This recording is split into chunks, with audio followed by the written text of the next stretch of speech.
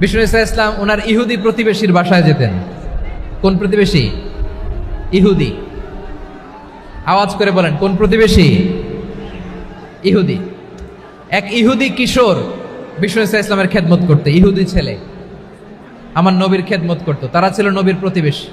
তো অনেক দিন হয় ইহুদি ছেলেটা আসে না। বিষ্ণুনবী খোঁজ দিলেন, ঘটনা কি? একটা ইহুদি ছেলে না আমার খেদমতে আসতো, ছেলেটা কই? খোঁজ নিয়ে জানলেন ছেলেটা অসুস্থ।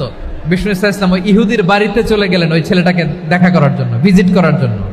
সুবহানাল্লাহ পড়বেন না?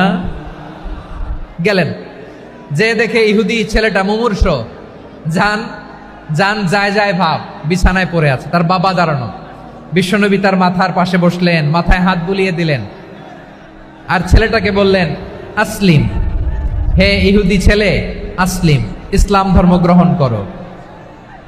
তো ছোট্ট ছেলে ভাবে আমরা ইহুদি, এখন ইসলাম ধর্ম গ্রহণ করলে আব্বা যদি বকা দেয়। ফানাযারা ইলা ওয়াজহি আবি, ছেলেটা তার বাবার চেহারার দিকে তাকালো, দেখি আব্বা কি কয়। আব্বা যদি বলে তাইলে ইসলাম ধর্ম গ্রহণ করবে। ইহুদি ছেলেটা তার বাবার দিকে যখন তাকালো, ওর বাবা বলে,